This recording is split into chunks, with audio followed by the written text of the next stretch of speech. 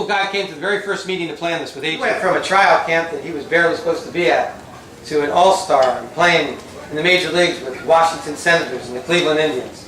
And to be an all-star and to play that long in baseball and to just stay that grounded like he's a AAA player, never be in the big leagues, I clap for how genuine and how he never hurries you.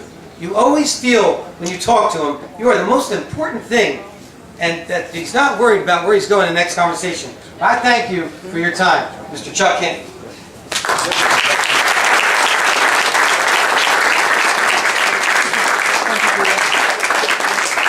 It's always a pleasure to be here, to be anywhere. You know, it's good to be any place. But at any rate, this guy showed up, and he had about 50 cards. And he said, "Chuck, they're for the kids." I said, "What kids? You ain't bringing them." He said, "I couldn't bring 50 kids." I said, "Okay." But anyway, I signed him. And boy, I tell you, this guy hunt you and hunt you and hunt you. And there is no no in no vocabulary. Not when it comes to him. Not when it comes to Bill. Bill has the cards, all right, coming down. How many? 55. Yeah, wait a minute, man. I got something else to do. You gonna cramp my hands so I won't be able to get my real customer. He said, "I'm a customer now because I got your book." I said, "You are." Not many baseball players come out of this high school. In the history of this high school, one. The zip code of this high school was 90210. 90210. He went to Beverly Hills High School, and he left that high school and ended up pitching in the major leagues for the Philadelphia Phillies. Back there in the corner, give it up for Phillies pitcher Ryan Karp.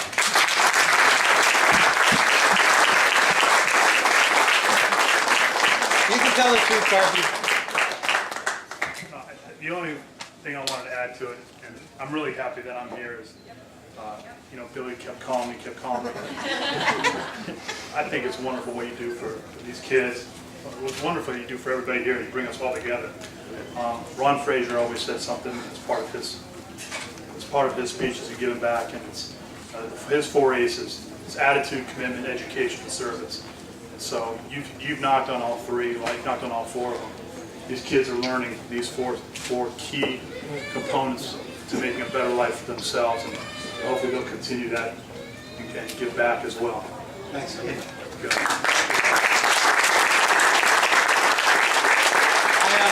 I promise you folks, that there'll be a day in the future where the person that runs this organization will be holding this microphone.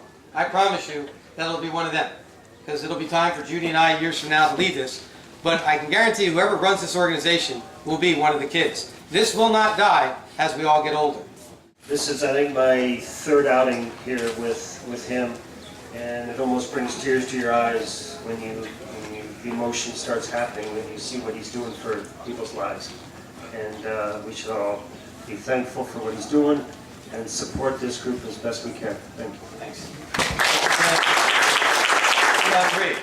New York Yankees went to the World Series 5 years in a row. And to have somebody come to our get-together, represent the New York Yankees, and holding a World Series ring from 1953, that's over 50 years in the game, and he's still in the game. And I wanted to make sure that I thanked him, and if any of you have talked to him, he brought the World Series champion 1953 picture over there on that table and gave it to us and said, whoever bids on it, the money goes to the organization. Please, let's give it up for New York Yankee pitcher, 1953 Yankees, Steve Kraly.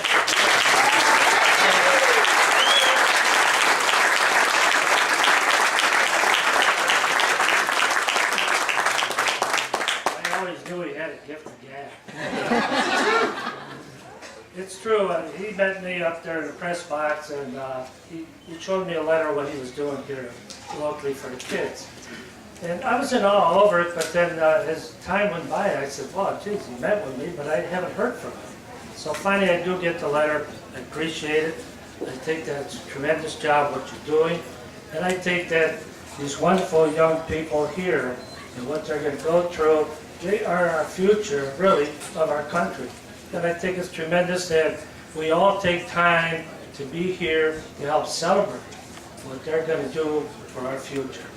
I think this is tremendous what you do, and I think what I'd like to see sometime if we had a Hall of Fame for people like Billy, that we could put him in a Hall of Fame.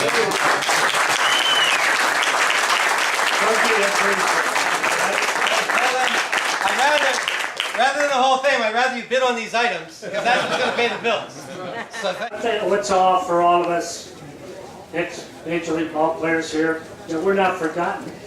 And that's a tremendous, for us, for our life and so forth, that you still remember us, and that we make time, that we make sure that we're here to help celebrate the good cause, what you're doing here in this locality. I appreciate you inviting me. Thank you, Steve. A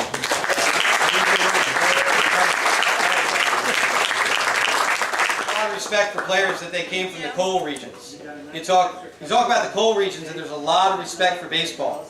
And there's a guy named Steve Bilko that we lost a long time ago, and he had over 60 home runs one year. But the coal regions know who Pete Gray is, and Steve Bilko, and Joe Ostrowski, people we've lost. But one of the guys that came from the coal regions that went into work like these kids, went into police work. But he broke into the big leagues in the early 1960s, and I was awful glad that he welcomed me to his house, and that years later he's here representing Major League Baseball. And I borrowed one of his tapes, and he said, watch this and then mail it back. And so, like a police officer, I brought it into my classroom and we watched it. But I did not mail the tape back immediately. And I got this phone call, and he said, "Did you like the tape?" And I said, "Yes, I did, Bob." And he said, "Then mail it back." You gotta live it to see it. One thing I'm really happy about coming here today is I got to meet this gentleman over here, Mr. Ferguson Jenkins. In 1962, Fergie was 18 years old, and I was catching for Buffalo in the International League, and they sent this kid up for his first International League start, and I had the pleasure of catching him. And I always tell everybody around Scranton, I'm partly responsible for that.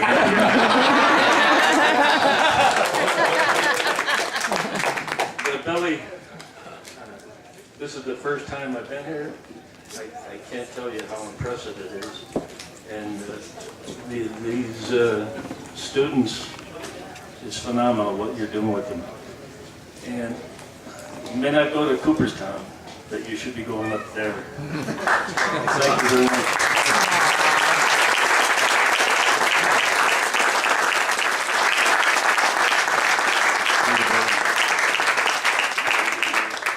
This is a pleasure. First time I heard of Billy, I got a letter in the mail. Wanted me to sign some autographs. I was living in New York. I wrote back and said, "Okay, I'll sign some autographs." Well, about 3 weeks later, this tractor trailer pulled up. I got them all signed. At least now I see what you do here, and it's really wonderful, and I applaud you and you kids.